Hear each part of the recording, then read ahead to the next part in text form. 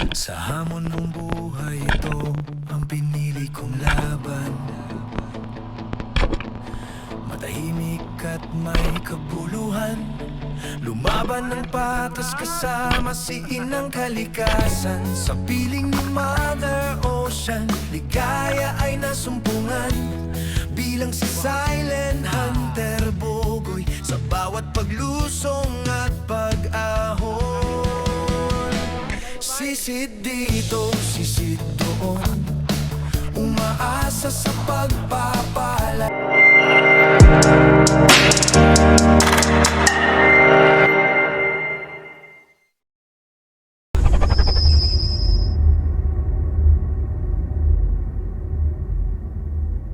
Have a nice day mga ka-hunter! Welcome back sa isa na namang Spear Fishing Adventure at dito pa rin tayo sa Legit Santa Teresita Domaran. Bale, ito ang ating unang mga sisid sa year 2026 kasama pa rin ang ating mga tropa dito. Sina bro Christian Corpus Batang Espero, Jig Aveler at si bro Marco Ocon ang ating boatman. Kaya tara na, let's go! Samahan niyo ako sa isa na namang adventure sa taong ito. Gagalugarin na naman natin ang mga bahura dito sa Santa Teresita Domaran. Sana makadali tayo ng marami para pang-alaman sa mga langga. Kaya ito na, let's go! At ito na nga kami sa isang spot para sa dive na to. At ito na nga, naghahanap tayo para sa pagsisid. Warm up drop ang gagawin natin dito. Siyempre para makondisyon ang ating katawan. At sa sisid na to, gamit ko ang aking R150 CM na pana. Sana makadali tayo ng mga mamaw sa panang ito. Ang power ng pana ito ay mula sa dalawang 16mm power bands ng Seagull Sub from Gaga Orozco. Shoutout sa iyo bro. Medyo mahabang setup na to dahil pang 160 mga bands na to. Chest loading ang style natin sa pagload ng pana ito. Wala itong rest stop dahil binawasan ko at tinanggalan ko ng mga shark fin. At ginawa kong nose type ang Salvemar Shop na 180 cm. Tinanggalan ko ng shark fin para smooth ang takbo at least ang drag. Ginaya ko ang setup ng mga raw balance shops na walang shark fin. Ayan po, fully loaded na ang ating pana. Let's go! Para sa ating warm up drop.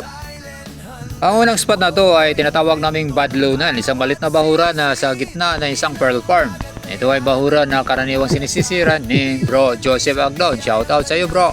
Karaniwang nahuhuli dito ay mga golden trevallis at mayroon ding mga king max minsan, pero mga maliliit lang. Sa araw na to medyo malabo ang tubig sa ilalim, nasa 4 meters lang ang visibility. Kaya ambush type ang gagawin natin. Hintayin na lang tayo dito sa baba kung sakaling may lalapit at titirain natin.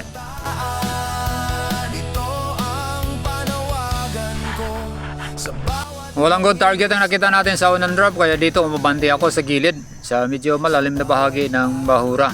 Malit lang na bahura to. At dito naman ako magabang kung sakaling may dadaan. Hindi naman tayo nabigo sa ating pag-aantay at dito may dumaan. Kaya lang nabigo tayo sa ating unang kalabit sa 2026 Sablay. At ito nakadali si bro Jake Avener sa kanyang unang isda sa 2026, isang Golden Trevally. Gold size na yan, nasa mga 3 kilo. At di rin kami nagtagal sa unang spot namin at lumipat kami sa pangalawang spot. Mas mababaw ito, pero mas maliit na bahura at mas malabo kung ihambing ito sa unang spot. Kaya tiyaga na lang sa pag-aantay dito sa ilalim. At hindi naman tayo nabigo para sa ating unang isda sa year 2026. Nakahuli tayo dito. Kanyang inilaan para sa ating lahat na umaasa sa kanya. Ayan, isang gold size na Golden Trevally ang ating nahuli. Pang buhay naman sa year 2026. Sadyang marami ang mga Golden Trevally sa spot na to. Maraming beses na tayo nakadali dito. Kaya lang timingan ang kailangan. Dahil malakas talaga ang agos dito. At late na rin ang mga isda dito pag umakyat. Nasa between 5 to 6. Ayan mga ka-hunter, napakaganda ang patama natin sa isda ito. Spine shot. Kaya secure na secure ang tira na to. Para sa isang matahimik at payak na buhay, nahangad nating makamtan. Yan ang panata ko bilang si Silent Hunter Bogoy. Halina't ako'y samahan, galugarin natin ang buong karagatan. Sa aking pagpapatuloy, same spot pa rin ang binabahan ko dito at dito mag-sit up ng ambush at magabang kung ano man ang lalapit. Pero siyempre hindi sa lahat ng oras na mayroon tayong matitira dahil pinipili pa rin natin ang titirahin. So tiyaga na lang kung may lalapit na desired target natin dito.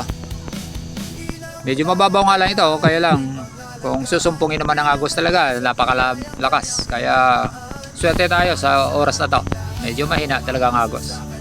At goods naman ang visibility kahit papano, may nakikita pa rin tayo dito sa baba. Ibigan na siin ang dagat ay alagaan at ingatan para sa kinabukasan ng ating mga kabataan. Muling sigaw ko, alagaan ang karagatan. Kaya laban lang tayo ng patas, mga kaibigan. Sa hamon ng buhay ito. At sa drop na to, may nadali tayo pagkatapos ng ilang attempts na makatira. Ambush style pa rin ang ginagawa natin dito. Nag-aantay na may dadaan. At di naman tayo nabigo at may isang golden trevally na naman dito ang ating nadali. Buti na lang at duman. Kaya lang medyo alanganin ang tama. Baba ang tama, medyo manipis. Ugoy sa bawat paglusong at pag-ahon. Sisid dito, sisid doon. Umaasa sa pagpapala ni inang dagat at ng may likha para sa mga mahal sa buhay. Sa bawat sisid na lang pag-asa ng kasaganahan at tahimik na pamumuhay. Ibinabahagi ni Silent Hunter Bogoy ang kwento ng bawat sisid. Inang dagat ay ating ding pangalagaan bilang ganti sa biyayang kanyang inilaan para sa ating lahat na umaasa sa kanya. Himukin natin ang ating mga kaibigan na si inang dagat ay After several drops, ito na naman tayo para sa ating third fish of the day mga ka-hunter. So tingnan natin kung paano ko tinira to. ito ang panawagan ko sa bawat mangingisda. Dito pahabol ang tira natin dahil napakabilis ang galaw ng isda. Buti na lang naabutan pa. At napakaganda naman ang patama na gawa natin kahit pa tsamba yung tira natin dito. Buong Pinas maging sa ibang Isang kawayanon or kawayanin dito sa Dumaran. Ang tawag nito o isang yellow spotted or gold spotted na trevally. Good size na rin ito, nasa mga 4 na kilo as estimated. karagatan kasama ang mga naging kaibigan sa bawat lugar na napuntahan. Bilang si Silent Hunter Bogoy, bilang si Silent Hunter Bogoy. Inang dagat ay ating ding pangalagaan bilang ganti sa biyayang kanyang inilaan para sa ating lahat na umaasa sa kanya. Himukin natin ang ating mga kaibigan. At ito, safe and secure na ang ating third fish of the day. Last fish na ito natin with Marco Ocon. Shout out sa iyo bro. At muli akong bumaba pero wala na tayong nadali dito. Pagkatapos nito, umakyat na tayo sa bangka para magpahinga. At siyempre, hindi galaw na nito, umuwi na rin kami dahil hapon na. Afternoon dive lang pala ang ginawa namin dito sa spot. Tas mga kaibigan para sa isang matahimik at payak na buhay na hangad nating makamtan. Yan ang panata ko bilang si Silent Hunter Bogoy. Halina't ako'y samahan, galugarin natin ang buong karagatan ng ating kapuluan maging sa ibang bansa man. Kasama ninyo lagi si Silent Hunter Bogoy sa bawat paglalakbay. At medyo nabiyayaan ang tropa sa unang season namin sa year 2026. Nakadali si Bata ng mga golden trevallies. Mga 6 na piraso. Naka-double kill pa siya ng good size na golden trevally. At siyempre si Bro J. Kabiner naman may nadali din. Kaya ito, sulit ang biyaya sa unang season namin para sa taong ito. Sana pagpalain din lahat. At ito, ini-enjoy na lang natin ang moment. So, habang tumitingin at binibilang yung mga nahuli namin sa araw na to. Siyempre, mayroon din pa rin tayo ibang huli ba? Liban sa mga trivalis. Pangulam, siyempre. Kaya laban lang tayo ng patas. So, ito, uwian time na. Ito ang aking huli na gold spotted o yellow spotted trevally. Good size na ito, mga ka-hunters.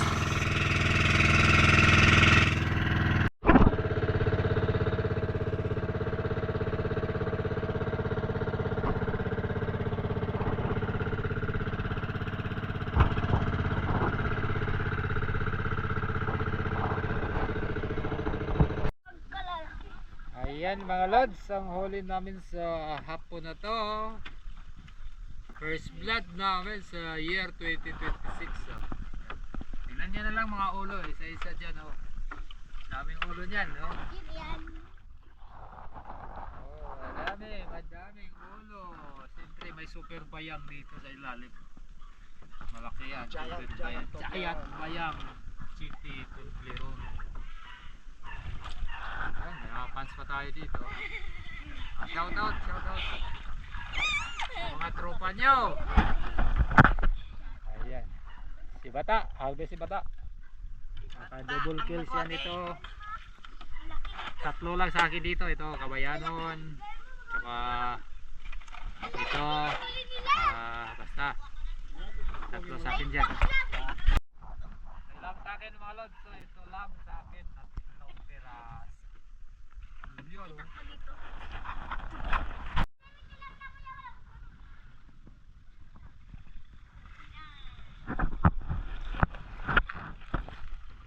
Saan kayo bay? Nakidaan lang. Yan. Paano nyo hinuli yan? Binumbong nyo mo yata yan eh. Woohoo! Thank you sa blessings.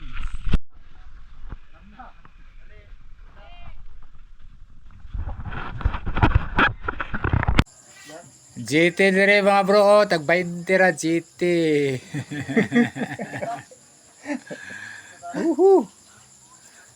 Okay ra na. Manihapon, nagihapon, oh. At welcome back sa day 2 ng aming sisid para sa episode na to. Dito pa rin tayo sa Ligid, Santa Teresita, Dumaran. At sa araw na to, plano ng tropa na pupuntahan ng mga bagong spot para sa amin ni Batang Spero. Good morning! At ito, all set na kami. Let's go! Samahan nyo na naman kami sa bagong adventure na to. Kasama pa rin ang mga tropa dito sa Ligid, Santa Teresita, Dumaran.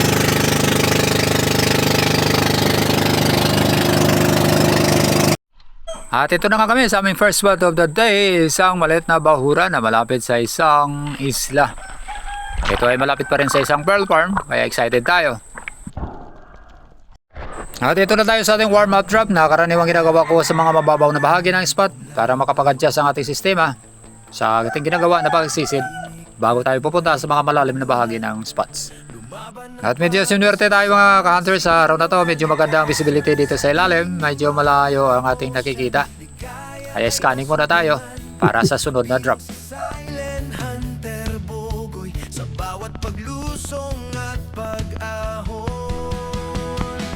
Sisid dito, sisid doon, umaasa sa pagpapala ni inang dagat at ng may likha. Medyo maganda ang nakita natin na fish activity sa bahagi na to. Sa unang sisid pa lamang nakita na natin to kahit malayo. Kaya ito ang aking binaban. Triple tayo para hindi mabulabog ang ating target dito. So may mga unicorns at mga sweet lips ang nakita natin dito.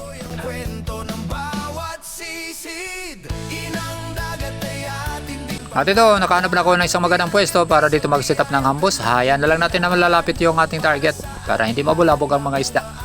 At ito, isang sweet lips ang unang pumasok sa ating shooting range. Kaya binanatan ko na. Ayun, sa pool mga ka-hunter. Napakaganda ang patama natin dyan. Bagamat hindi ito na stone shot o respawn shot, pero gold holding shot naman ang nagawa natin, kaya secure na secure ang ating tira. So, unang isda sa araw na to, na isang sweet lips, oriental sweet lips. Isang paboritong isda na natin na mataba at masarap sa anumang luto na gugustuhin natin. Ipagsapalaran, iikutin ng buong Pinas, maging sa ibang lugar. Hanggang kaya pa ng katawan, ito'y panata habang may lakas pang taglay. Para sa matinding sisiran sa malawak na karagatan. Kasama ang mga naging kaibigan sa bawat lugar na napuntahan. Bilang si Silent Hunter Bogoy, bilang si Silent Hunter Bogoy. Almost same spot pa rin ang ating binabahan dito. So kung saan nahuli natin ang ating unang isda. Kaya ito, dahan-dahan tayo na buma. Free fall ang ginagawa natin dito as usual para hindi mabulabog ang mga isda sa baba. Himukin natin ang ating mga kaibigan na si At nang makahanap ako ng magandang pwesto, dito na ako tumambay at naghintay ng target. Mula dito sa pwesto ko, nakikita ko ang ilang piraso ng mga unicorns at sweet lips, kaya dito ako nag-aabang. Kung sino ang lalapit ko o anong isdang lalapit, yun ang titirahin ko. Kaya laban lang tayo ng patas, mga kaibigan, para sa isang matahimik. At ito isang sweet lips na naman ang lumapit, kaya ito, tinera ko na. Pakatirahin pa ng iba. Ayun, sa pool na naman mga ka-hunter. Si Silent Hunter Bogoy, halina't ako'y samahan. Galugarin natin ang buong karagatan ng ating kapuluan, maging sa ibang bansa man. Kasama ninyo lagi si Silent Hunter Bogoy sa bawat paglalakbay.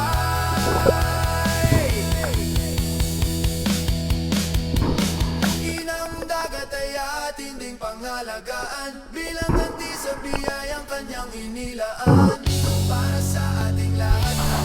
At dito sa pagkabanti ko, nakita ko si Batang Spero Christian Corpus na may huli na din. Ayun, sa kanyang bewang. At dito sinisecure niya ang kanyang nahuli para sa kanyang sisid na to. Ayan, si Batang Spero, papalo na rin, pasubscribe sa kanyang YouTube channel mga kaibigan, mga ka-hunters. Isang batang-bata na Spero mula sa Bohol, pero mamaw sa sisiran. Kaya ano pang hinihintay nyo? Subscribe na sa kanyang channel, Batang Spero. At muli na naman akong bumaba para mag-set up ng ambush. Meron pa kasi akong nakikita ng ilang mga pirasong sweet lips na hindi natin natira sa unang mga sisid. Hinahanap ko din yung mga unicorns na hindi talaga lumapit, medyo mailap sila.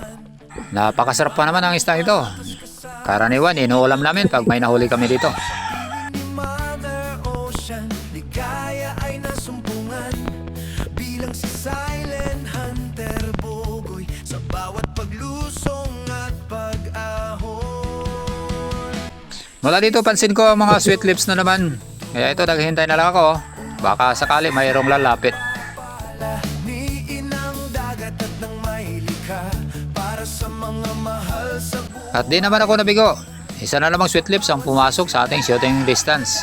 Kaya ito, binigyan ko na naman ng isang pitik. Ay, euro, sample na naman. At ito na ang ating pangatlong sweet lips ang nakuha natin dito. Na puro gold size naman, kaya lang mura ang bintahan dito. Nasa 120 lang ang kilo. Bilang ganti sa biyayang kanyang inilaan, para sa ating lahat na umaasa sa kanya. Himukin natin ang ating mga kaibigan na si Inang Dagat ay alagaan at ingatan para sa kinabukasan ng ating mga kabataan. Ito ang panawagan ko sa bawat mangingisda. Sa bawat araw tuloy ang pakikipagsapalaran. Iikutin ng buong Pinas, maging sa ibang lugar. Hanggat kaya pa ng katawan, ito'y panata habang may lakas pang taglay. At dahil tanghali na at nagutom na kami, so dito tumabi muna kami sa yung maliit na isla. Dito kami magtanghalian. Siyempre, ihaw lang muna. Yan mga lods, ihaw muna ngayon. Pas muna sa kilawin. Ang taba-taba oh. Ayan, napakalakas ang apoy. Sunog mo na yan.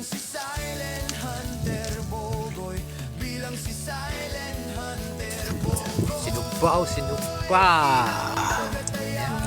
Plato namin.